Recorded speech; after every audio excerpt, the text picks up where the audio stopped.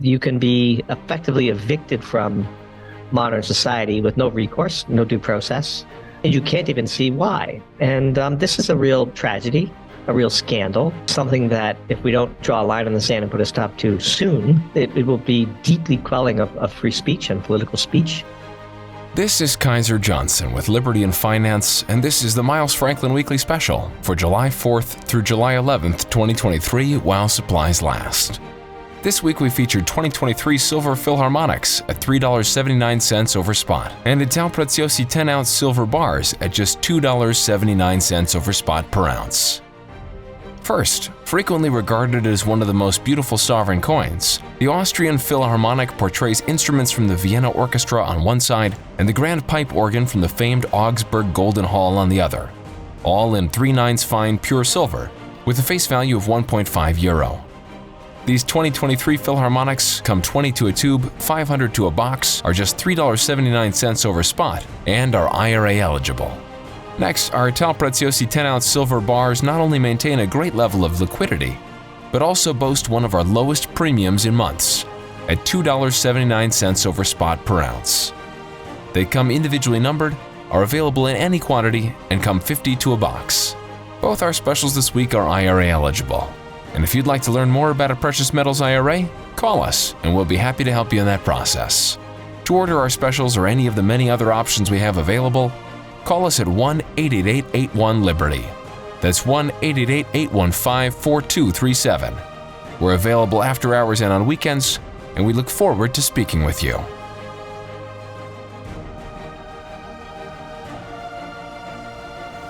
Hey everyone, this is Elijah K. Johnson with Liberty and Finance. And back with us today is our good friend Doomberg from the very popular Doomberg Substack, I believe the #1 Substack financial contributor. Doomberg, thank you so much for joining us today. Elijah, great to be here. Last we checked, we certainly were, but life is not about relative measurements, it's about absolute measurements, and we are absolutely having the time of our lives doing Doomberg, and it's a pleasure to be back with you. Fantastic. It's great to have you. We do have some viewers' questions today, but you just put out a piece that was actually free for all viewers. So that's a piece that we'll link in the description of this video. And I also encourage people who find that interesting to sign up for the subscription that they can on your Substack there. Now, the topic of it was how Nigel Farage, I guess you could say controversial politician in the UK who, really helped pass Brexit.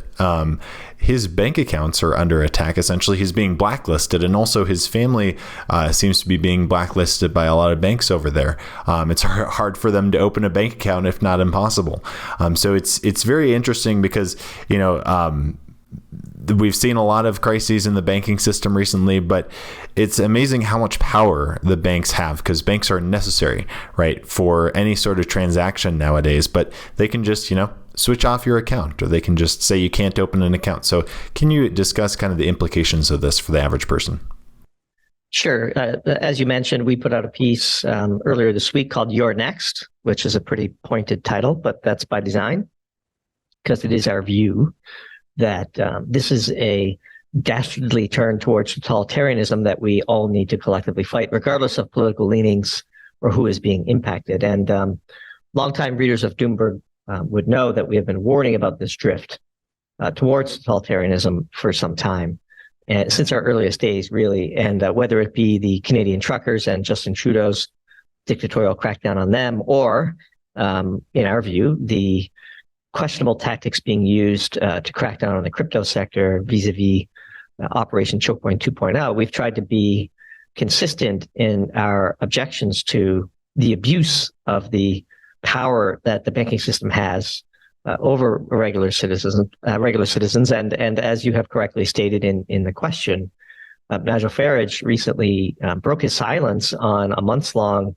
saga that he has been dealing with, where his banks have suddenly decided that he is not worthy of a bank account. And I believe at last check, he has been denied banking privileges from 9 other banks beyond his original bank, which he had been banking with since 1980.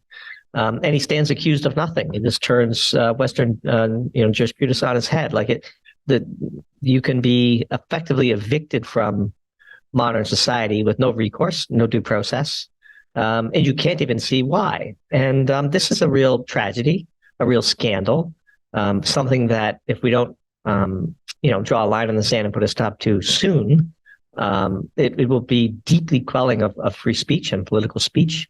And as you say, it's not just Nigel Farage; it's members of his family, it's other former members of the European Parliament for the Brexit Party. It's very clear that this is a politically motivated attack on the rights and freedoms of Nigel Farage. And if they can do it to him, they can certainly do it to you and I.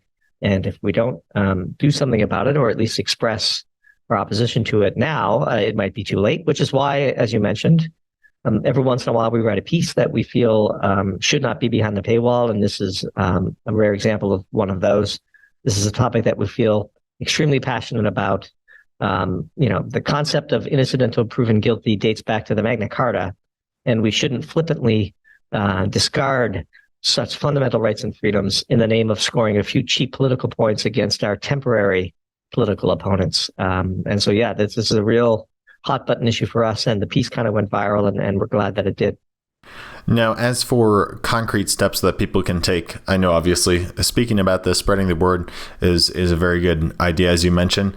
I know you've talked about in the past how diversification within the banking system is also a good idea, how you never close a bank account. Last time we had you on, you were talking about how you still feel secure with any amount of funds below the FDIC limit in pretty much any bank in the US, regardless of whether it's going to fail or not. Is that still your view? Has this changed at all, your view on that? Oh, yeah. Take the last part first, of course. Yes. In a world where a bank fails and you lose money below the FDIC limits, you have much more to worry about than the amount of money that you stand to lose, in our view. It's sort of a Pascal's wager situation, I believe, as we referred to it last time. There's only so much diversification and protection you could do against sort of, quote, total system collapse. And in our view, in that scenario, the floor of your net worth is the sum of the real assets you own and the skills and network that you have in order to rebuild on the other side of such a catastrophe. So I wouldn't spend too much time worrying about the balances that you may hold under the FDIC limits at any American bank. But also, I would say, since we last talked, things seem to have stabilized in that regard. The Fed has made it clear that it drew a line in the sand after Silvergate and Signature and Silicon Valley Bank, and we've not really seen too much beyond that. And they arranged the bailout of First Republic, as you probably recall.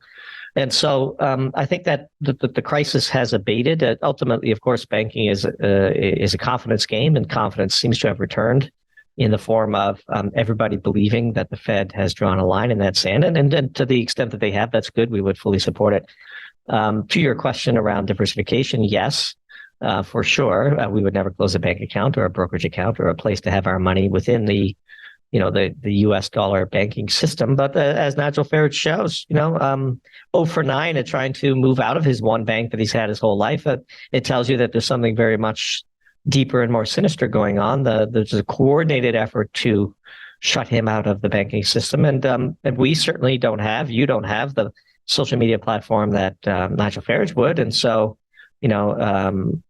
pray to the Lord that it doesn't happen to us, because, who would we tell? What resources would we have to fight back? If the access to banking has become such a critical part of our way of life, and to have it, be such a thing that could be pulled from you with no recourse. The issue is not whether you agree or disagree with Nigel Farage's political opinions.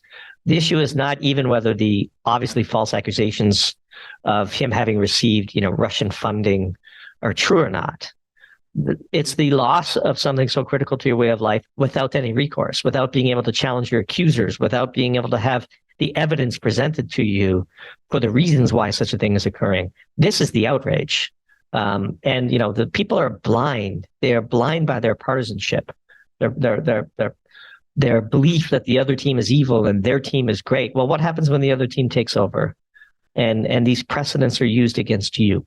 We would be the first to defend somebody from the other side of the political aisle's right to have access to banking, at least their right not to lose it without some semblance of due process. And this is the real outrage. This is the march towards totalitarianism that is real. And if you don't speak out about it now, it quickly becomes too late. Now, as for the problems in the banking system, you mentioned how obviously we were covering the bank failures just a few months ago. Some people argue that the fundamental issues haven't changed. We've just kind of had a period of a couple months where no banks have failed yet after First Republic. But your perspective on that, do you think the issues have actually been solved in the banking system? To the extent that the Fed has decided that the issues have been solved and they're willing to put the full faith and credit of their balance sheet behind such a stance, then yeah, I do think they're largely solved. It is very clear that even if runs on banks occur, there will be no shortage of too big to fail banks ordered to step in and absorb such failing institutions, and that depositors won't lose money. If you're willing to bet against that, good luck to you. Even just take commercial real estate, which is really probably like a fair bit of the genesis of some of the angst when people analyze the banking system. They will do whatever they have to do. They will change the rules, extend and pretend. You don't have to mark to market your losses. Pick your favorite change in the law that the feds will implement in order to bring calm to what is ultimately a confidence scheme. And so, if we've learned anything from the global financial crisis and the aftermath thereof, you'd be a fool to bet against the Fed. And the Fed has decided that there will be no banking crisis. So, and by the way, who wants one? Like, it's not like we're short the banks and hoping they fail. So I think that this is, thankfully, a crisis that has passed. There will be lots of zombie banks and zombie loans and zombie buildings. And it's nothing, nobody would confuse what we have today with capitalism. But to the narrow question of whether the banking crisis is over, we would say yes. And people are also concerned about the U.S. dollar at the moment. We are seeing in August the BRICS summit, and they're very much expected to announce a new reserve currency, or at least plans for it, that could possibly be gold or commodity backed. Your perspective on this, because it is coming to a head in the next month or two. Well, it's certainly going to be a fascinating time. And we see the noise on Twitter and in various news outlets as well. It still is the case, of course, that both you and I will be transacting in the U.S. dollar-based fiat system. We own gold, we own physical gold, and we have some exposure to the paper gold markets. And to the extent that a new currency backed by gold is developed, we would probably view that as relatively bullish for gold, so long as it's not so bullish that the U.S. government heads down the path of outlawing physical gold ownership by U.S. citizens once again. But by and large, we always have a healthy holding of gold. And if such a thing were to occur, we would be reasonably well hedged against such an event. Now, Lori is wanting to know what kind of impact do you see this having on the U.S. dollar? Because obviously you mentioned how we'll still be transacting in the U.S. dollar, even if the BRICS announce a new reserve currency. But that could have a very significant impact on the U.S. dollar if less countries are now holding, or the amount of U.S. dollar reserves around the world decreases.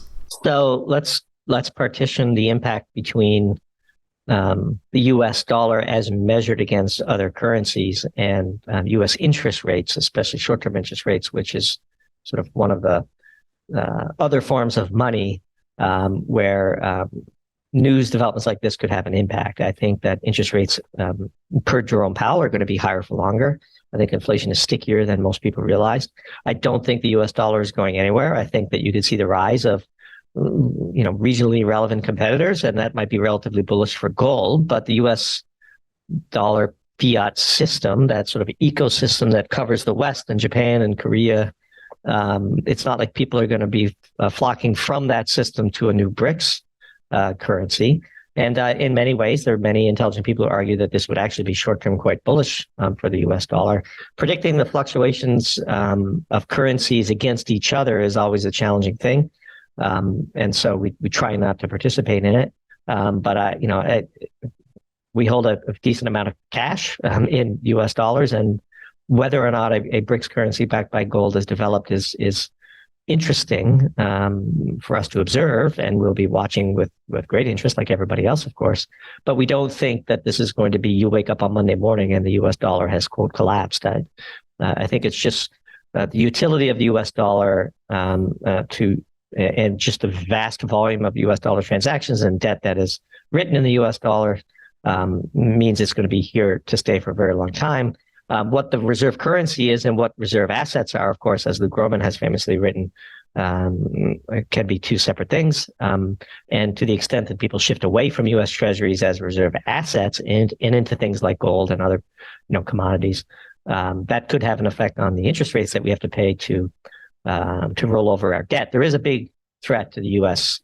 Fiscal system, which is we have this massive amount of debt. And amongst the sort of developed countries, the duration of our debt, i.e. when it comes due, is actually quite short. And so with interest rates, the 10-year just crossed 4%, the 2 years at 5%. And if the duration on our debt, I think, is something like 6 years, we have to refinance an awful lot of that $30 trillion in the next few years. And we're going to be doing so at extremely elevated interest rates, which means that the proportion of our U.S. federal government expenditures that goes towards paying the interest on our debt looks set to radically increase. However, counterintuitively, that actually is quite potentially stimulative to the U.S. economy and, in fact, quite inflationary, because the recipients of those interest payments are basically getting interest rate stimmies. And so, in a way, perversely, the Fed, its march towards ever higher interest rates is, in fact, potentially adding fuel to the inflationary fire. And so all of those things, of course, would be bullish for gold as an inflation hedge. And that's why we own a fair bit of it. Definitely. And when it comes to gold confiscation, you mentioned that and the possibility of that. And we talked about this last time. Christopher wants to know, even if the government does confiscate gold, is there any way that they could take shares of ETFs, for example? Well, we'll just leave it at that. There's a lot of different gold ETFs there. But your perspective on that, could the government confiscate the gold there or the shares? I mean, if you just take, for example, the Sprott Physical Gold Trust, that gold is held in a safe in Canada. Who knows? If the government says that's now our gold, what are those shares in that ETF worth? I mean, again, we're talking about very low probability events. These are not events that I would shape my investment strategy or tactics around. It's certainly not an event that I would place a bet on actually happening. It's just something to be aware of. And we wrote that piece that you referenced called Golden Handcuffs. Again, bemoaning the tactics being used in the crypto crackdown and showing how easily they could be transferred into cracking down on the physical ownership of gold. In a world where the U.S. is cracking down on the physical ownership of gold, the gold price is not going to be anywhere near $1,900 an ounce, I can assure you. So I don't think it's going to happen. We just mention it. Sometimes we write theoretically and just to point things out, and hypotheticals that make for a great tactic to tell the underlying story, which is in this case back to the whole Nigel Farage thing, like abusing access to banking as a tactic to achieve political ends. Once we accept that, then the concept of abusing that further to restrict the ownership of physical gold again is a very simple, A to B line to draw. And that's the main reason why we wrote that piece. All right. Well, Doomberg, we really appreciate your time today. If our viewers are interested in learning more, they can go to doomberg.substack.com. We'll put a link in the description of this video. Again, the article that we first mentioned at the top of this interview is completely free for anyone who wants to check it out. And if they are interested in finding more, they can sign up for the subscription. Can you tell us a bit about that? Yes. So as you said, doomberg.substack.com, we are 100% subscriber supported, $30 a month or $300 a year for our standard tier. We also have a pro tier for wealthy investors who would like a little bit more from the Doomberg team. But Elijah, always happy to chat with you. I know that when we're talking, it means the week is done and I get to enjoy a nice weekend with my family. I wish you and yours a wonderful weekend as well. And thanks for having us back. Fantastic. Thank you so much, Doomberg. Happy weekend and God bless. Awesome. Have a great weekend, buddy. Miles Franklin Precious Metals is one of America's oldest and most trusted bullion dealers. Miles Franklin is A+ rated and accredited by the Better Business Bureau, licensed and bonded, and has 0 complaints ever registered. Here at Liberty and Finance, we are licensed brokers with Miles Franklin. To order, simply call us, discuss your needs, and we can let you know our live inventory, prices, and availability, and lock in your order over the phone. Once your order is locked, the price is held for you regardless of market fluctuations, and the metals are reserved for you awaiting your settled payment. Within 1 business day of ordering, you will receive an email invoice detailing the order and payment instructions. Miles Franklin accepts payments by bank wire, ACH or electronic check, money order, check mailed priority mail, and cryptocurrency. The fastest forms of payment are bank wire and cryptocurrency. Upon settled payment, metals will ship out within 3 to 5 business days. You will receive tracking information via email. Domestic shipping charges are $15 for any order under 500 ounces of silver or 10 ounces of gold. For orders larger than that, domestic shipping is free. The package will be boxed, fully insured, and labeled discreetly, with no indication of the contents inside. For your privacy, the name Miles Franklin will not even be on the package. To talk to myself, Kaiser, my brother Elijah, or my father Dunnigan, call 1-888-81-LIBERTY. That's 1-888-815-4237.